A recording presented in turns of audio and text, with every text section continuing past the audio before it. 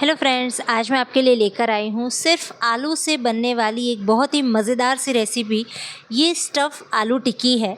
इसको हमने बहुत ही झटपट से बहुत कम सामान के साथ और मिनटों में बना लिया है। आप इसे 10 से 12 मिनट में इजीली प्रिपेयर कर सकते हैं। घर पे अगर मेहमान आने वाले हैं या छोटी किटी पार्टी है तो उसमें भी आप इसे सर्व कर सकते हैं। बहुत ही ज़्यादा टेस्टी लगती है और देखने में तो आलू टिक्की जैसी लगती है, लेकिन जब आप खाएँगे तो अंदर से स्टफिंग निकलेगी जो कि बहुत ही ज़्यादा टेस्टी लगती है। तो बच्चों से लेके बड़ों तक सभी को पसंद आएगी ये रेसिपी। एक बार ज़रूर से ट्राई कीजिएगा और मुझे कमेंट्स करके बताइएगा कि कैसी लगी। और देखिए, हमने इसे इस तरह कैसे बनाया है कि ना ये कहीं से फटी है ना ही खुली है। तो चलिए फटाफट से रेसिपी शुरू करते हैं। और हाँ, मैंने इसमें बाहर की तरफ भी कोई भी मैदे की स्लरी वगैरह भी नहीं लगाई है। तो चलिए रेसिपी शुरू करते हैं।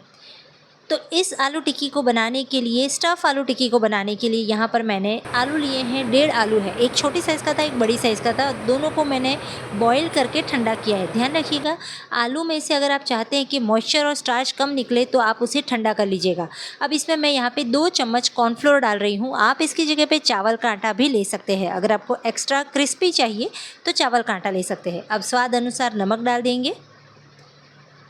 बाहर के लेयर में मैंने यहाँ पे बहुत ही कम चीज़ें डाली है, सिर्फ जीरा और नमक, ये 2 ही मसालों में मैंने यूज़ किया है। बाकी कोई भी चीज़ नहीं ली है। आप चाहें तो फिर इसमें धनिया या पालक के पत्ते भी ले सकते हैं या कड़ी पत्ते ले सकते हैं। इसके अलावा काली मिर्च का पाउडर, रेड चिली फ्लेक्स, ये सब भी डाल सकते हैं। तो मैंने यहाँ पे जीरा डाल दिया है, नमक डाल दिया और थोड़ा सा आधी चम्मच जितना मैंने यहाँ पे तेल लिया है। इससे क्या होगा कि हमारी जो आलू टिक्की है वो बाहर से हल्की क्रिस्पी बनेगी। आपको पता है, आलू हम इस्तेमाल करते हैं तो शुरुआत में तो वो क्रिस्पी लगते हैं, लेकिन 5 से 10 मिनट बाद वो ऑटोमेटिकली सॉफ्ट हो जाते हैं। तो ऐसे में आप ज़रा सा अगर तेल डाल देंगे तो थोड़ी देर के लिए क्रिस्पी बनी रहेगी। अब यहाँ पे बिना पानी के हमें इसका आटा बना लेना है, आटा गूँथ लेना है। और ध्यान रखिएगा, हो सकता है शायद आपको यहाँ पे आटा कम पड़ जाए या आलू आपके कम पड़ जाए, कोई भी एक चीज़ कम पड़ सकती है। तो आलू कम पड़ेंगे तो फिर आपको पहले से ही ये चीज़ ध्यान रखनी पड़ेगी कि आपको जो कॉर्नफ्लोर है वो कम डालना है, या जो भी आप आटा इस्तेमाल करते हैं वो कम कम लेना है। मैंने यहाँ पे जितने आलू लिए थे उसके अकॉर्डिंग 2 ही चम्मच मैंने डाला था कॉर्नफ्लोर, जो कि कम पड़ा। तो अभी ये जो मेरा मिश्रण था ये बहुत ही ज़्यादा ढीला था, तो मैंने 1 चम्मच कॉर्नफ्लोर और डाल दिया। तो टोटल मेरे यहाँ पे 3 चम्मच कॉर्नफ्लोर हो गया। और अब इसका मैंने अच्छे से आटा लगा लिया है। इसे हम कुछ देर के लिए साइड में रख देते हैं और अब इसकी स्टफिंग तैयार करते हैं। तब तक हमारा जो आटा है वो अच्छे से सेट हो जाएगा। तो यहाँ पे गैस की फ्लेम ऑन कर लेते हैं।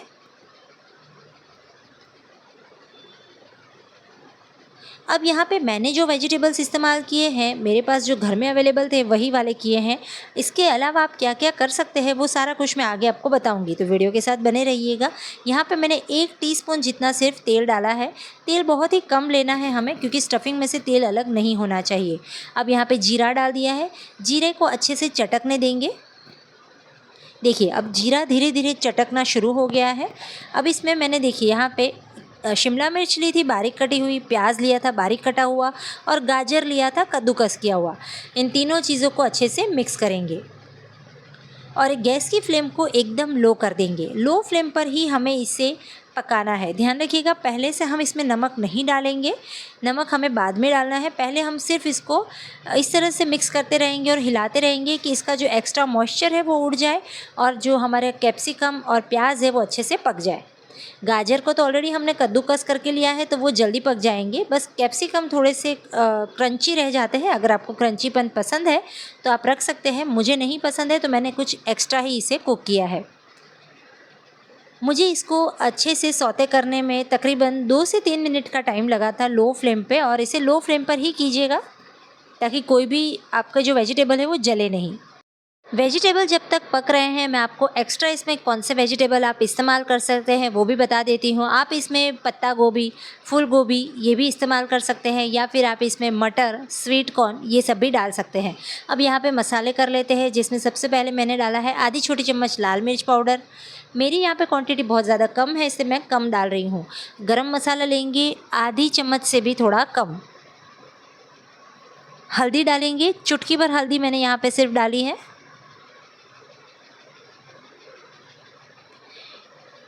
नमक डाल देंगे स्वाद अनुसार। ध्यान रखिएगा, नमक हमने बाहर के लेयर में भी डाला है, तो आपको सिर्फ इसी के क्वांटिटी के हिसाब से नमक डालना है। और ये लास्ट में मैंने यहाँ पे थोड़ा सा पेरी पेरी मसाला डाला है। ये इसकी जगह पे आप मैगी मैजिक मसाला डाल सकते हैं, पाव भाजी मसाला डाल सकते हैं, या फिर आप चाट मसाला डाल सकते हैं। यहाँ पर सारी चीज़ें मैंने अच्छे से डाल दी है और गैस की फ्लेम मैंने थोड़ी सी फास्ट की है क्योंकि मेरा पैन काफ़ी लो हो गया था, उसका जो टेम्परेचर है वो नीचे चला गया है। अच्छे से मिक्स करते रहेंगे। देखिए मसाले भी हमारे कोई जले नहीं हैं और तेल ज़रा सा भी अलग नहीं हुआ है। तो बस इतना ड्राई ही आपका स्टफिंग होना चाहिए। सॉरी फ्रेंड्स, गर्मी की वजह से मेरा जो मोबाइल है, क्योंकि मेरा कोई महंगा मोबाइल नहीं है, तो मोबाइल कभी कभी हीट होता है और उसकी वजह से जो इसका पिक्चर क्वालिटी है वो लो होने लगती है। यहाँ पे सबसे आखिर में मैंने धनिया डाला है। आप इसके साथ हाँ एक चीज़ और, आप नींबू का रस या फिर आमचूर पाउडर या चाट मसाला भी डाल सकते हैं। मैंने यहाँ पे पेरी पेरी मसाला डाला तो फिर मैंने सामने कोई दूसरा मसाला नहीं डाला था। तो जितने मसाले मैंने आपको दिखाए सारे करने के बाद अच्छे से मिक्स करके मैंने इसे एक प्लेट में निकाल लिया है। ये ठंडा भी हो चुका है। अब जो हमने आलू का आटा गूंद के रखा था उसके ऊपर थोड़ा सा तेल डाल के मैंने इसे चिकना कर लिया है। चलिए अब इसके पेड़े बना लेते हैं। तो आपको कितनी साइज़ की टिक्कियाँ चाहिए उस हिसाब से आपको पेड़े काटने हैं। यहाँ पर मैंने हाथों में थोड़ा सा तेल लगा के हाथों को चिकना कर लिया है और अब इसके पेड़े बनाएंगे। तो देखिए मैंने यहाँ पे एक बड़े नींबू की साइज़ का पेड़ा लिया है और इसको इस तरह से हाथ में हम चपटा कर लेंगे। छोटी सी पूरी का शेप दे देंगे और आप अपनी चॉइस के अकॉर्डिंग इसमें स्टफिंग भर सकते हैं। मैं यहाँ पे 1 चम्मच जितना स्टफिंग भर रही हूँ और आराम से ये फोल्ड भी हो जाता है और इसका शेप भी आ जाता है। देखिए आप देख सकते हैं बहुत ही इजीली हम इसको शेप दे पा रहे हैं और एक ही बार में ये शेप आ जाता है, फटता बिल्कुल नहीं है। तो इसे हम इस तरह से साइड में रखेंगे। मैंने यहाँ पे टिक्की का शेप दिया है, आप चाहें तो बॉल का शेप भी दे सकते हैं या फिर सिलेंडर का शेप भी दे सकते हैं।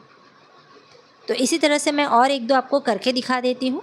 जब भी आप इस तरह से इसको चपटा करें तो ध्यान रखिए बीच का जो हिस्सा है वो थोड़ा मोटा रहना चाहिए, क्योंकि जब हम इसे फोल्ड करते हैं तो बीच का जो हिस्सा है उस पर प्रेशर आता है और फिर स्टफिंग नीचे की तरफ जाती है, तो वहाँ से फट ना जाए इसलिए आप बीच वाला हिस्सा थोड़ा मोटा रखिए, साइड से पतला कीजिए और गोल करने के बाद अच्छे से इसे एक ही बार प्रेस करेंगे तो ये चपटा हो जाएगा। तो इसी तरह से बाकी के सारे मैं कर लूँगी। टोटल मेरे यहाँ पे 5 बने थे और ये मेरे ख्याल से 1 या 2 इंसान के लिए इतना नाश्ता काफ़ी है। तो कुछ इसी तरह से देखिए सारी टिक्कियों को मैंने बना के रेडी कर लिया है। चलिए अब इसे हम फ्राई करेंगे। आप चाहें तो इसे स्टोर भी कर सकते हैं, आप चाहें तो 2-3 घंटे पहले बना के भी रख सकते हैं। एयरटाइट कंटेनर में फ्रिज में रख दीजिए और जब मेहमान आए तभी फ्राई कीजिए। अब यहाँ पे देखिए फ्राई करने के लिए आपको फ्लैट पैन लेना है, क्योंकि हमें इसको शैलो फ्राई जैसा ही करना है, बहुत ज़्यादा डीप फ्राई नहीं करना है। तो कम तेल में करना हो तो आपको फ्लैट पैन ही लेना पड़ेगा।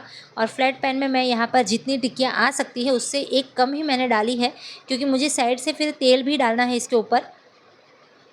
तो चम्मच की मदद से यहाँ पर ऊपर से हम थोड़ा थोड़ा तेल डालेंगे। जैसे ही आप तेल डालेंगे ना आपको समझ में आएगा थोड़ी थोड़ी हल्की हल्की ये फूल जाती है। उसके बाद हम इसे पलटी कर लेंगे। आधी मिनट के लिए, सिर्फ 30 सेकेंड्स या 20 सेकेंड्स के लिए मैंने इसको रखा। गैस की फ्लेम अभी लो कर दी है क्योंकि तेल का टेम्परेचर अच्छा है।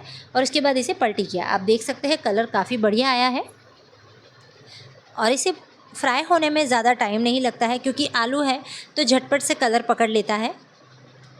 तो गैस की फ्लेम को आपको लो ही रखना है, क्योंकि हमें इसे क्रिस्पी करना है, ज़्यादा गोल्डन नहीं करना है, क्रिस्पी करना है। तो इसीलिए इसको लो फ्लेम पे अगर आप फ्राई करते हैं तो हार्डली 1.5 मिनट 2 मिनट का टाइम लगता है फ्राई होने में, और इतने में अच्छे से ये क्रिस्पी हो जाती है। तो देखिए इसका कलर आप देख सकते हैं कितना बढ़िया इसका कलर आया है। और कॉर्नफ्लोर है तो वो भी पकने में ज़्यादा टाइम नहीं लेगा, लेकिन अगर चावल का आटा है तो आपको लो फ्लेम पर ही करना है और तकरीबन उसको 3-4 मिनट का टाइम लगेगा पकने में, फ्राई होने में, क्योंकि चावल का आटा भी थोड़ा सा टाइम लेता है पकने में। अगर आप व्रत उपवास के लिए बनाना चाहते हैं तो इसकी स्टफिंग थोड़ी सी चेंज कर सकते हैं। आप इसको सारे ड्राई फ्रूट्स जो होते हैं उसके साथ बना सकते हैं, और इसके अंदर बाहर के लेयर में भी थोड़ी सी चीनी, और आप इसकी जगह सिंघाड़े का आटा, जो हमने कॉर्नफ्लोर लिया उसकी जगह सिंघाड़े का आटा वगैरह लेकर भी इसको व्रत उपवास की टिक्की बना सकते हैं।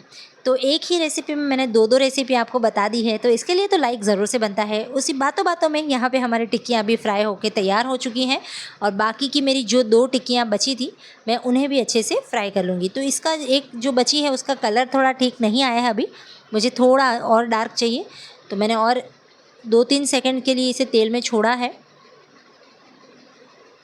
चलिए अब इसे निकाल लेते हैं और आप देख सकते हैं कोई भी टिक्की हमारी तेल में जाने के बाद भी फूली भी ज़्यादा नहीं है, हल्की सी फूली, लेकिन फटी नहीं है, टूटी नहीं है। तो ये प्रॉपर बाइंडिंग का एक कैलकुलेशन होता है। अगर आप बाइंडिंग अच्छी लाते हैं आटे में तो लास्ट का रिज़ल्ट आपका परफेक्ट आएगा। तो तैयार है हमारी स्टफ़ आलू टिक्की।